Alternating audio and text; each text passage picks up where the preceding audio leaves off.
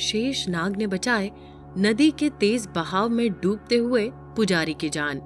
सभी रह गए दंग। उत्तराखंड में श्यामपुर नामक एक छोटा गांव है जहां से पवित्र गंगा नदी गुजरती है।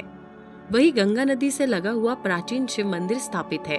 गांव वाले बताते हैं कि ये मंदिर कई वर्षों से यही स्थापित है और इस मंदिर के आसपास गांव के लोगों को भी आस्था जुड़ी हुई है। लोग तो यहाँ तक बताते हैं कि इस महादेव के मंदिर में जो भी मन्नत मांगी जाए उसे महादेव अवश्य ही पूर्ण करते हैं। मंदिर में आत्माराम नाम के महंत कई वर्षों से सेवा पूजा करते आ रहे हैं। आत्माराम जी मंदिर में रहा करते हैं और दिन रात महादेव की भक्ति में लीन रहा करते हैं। आत्माराम जी बड़ी ही आस्था और निष्ठा भाव से महादेव के इस पावन मंदिर की देखरेख करते हैं। आत्माराम जी का नियम था कि वो रोज सुबह पहले उठकर स्नान आदि प्रक्रिया पूर्ण करे, मंदिर के पास से गुजरने वाली गंगा नदी से जल लेकर आते थे और उसी से महादेव का अभिषेक भी करते थे।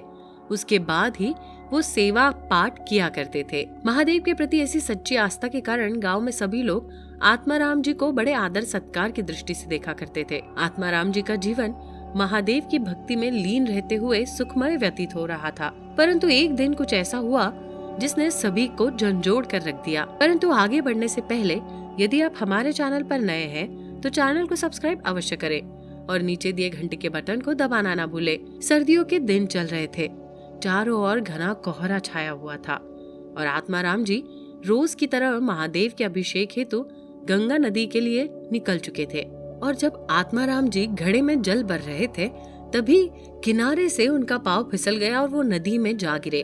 आत्माराम जी को तैरना नहीं आता था, इसलिए वो जोर जोर से चिल्लाने लगे, परंतु इतनी सुबह वहाँ उनकी आवाज सुनने वाला कोई मौजूद नहीं था। आत्माराम जी भी बहुत प्रयास करते रहे, परंतु वो किनारे तक पहुँचने में असमर्थ रहे। कुछ ही समय में वो नदी के तेज बहाव के सतह से बीच गंगा में जा पहुँचे। बहुत प्रयास के बाद भी उन्हें जब बचने का कोई मार्ग नहीं मिला, तब मृत्यु को निकट पाकर आत्माराम जी ने आखिरी बार महादेव को याद किया।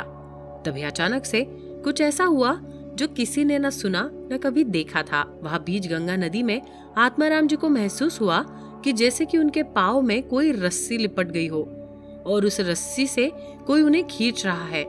आत्माराम जी का पूर्ण संतुलन उनके शरीर से खो चुका था।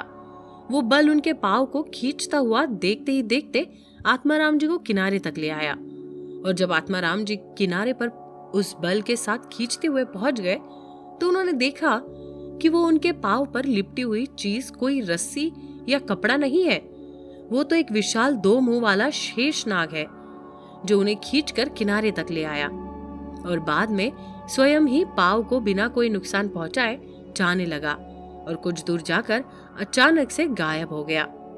ये सब देख आत्माराम जी को कुछ भी समझ नहीं आया, परंतु कुछ देर बाद उन्हें ज्ञात हुआ कि उनकी जान बचाने वाला कोई मामूली सर्प नहीं है, वो तो स्वयं महादेव का भेजा हुआ शेष नाग है जिसने उनके प्राणों की रक्षा की है। कुछ ही पलों में ये बात पूरे गांव में फैल गई और महादेव के मंदिर में महादेव के भक्तों का हुजूम जमा हो गया। सभी ने महादेव की भव्य आरती की और खूब जय जयकार लगाए। ये सब चमत्कार देख महंत आत्माराम जी तो भाव विभोर हो गए। दर्शकों, कैसे लगी आपको महादेव के चमत्कार की ये कहानी? कमेंट बॉक्स में बताना न भूले और आने वाले वीडियो की जानकारी सबसे पहले पाने के लिए चैनल को सब्सक्राइब कर दे और नीचे दिए घंटे के बटन को दबाना न भूले।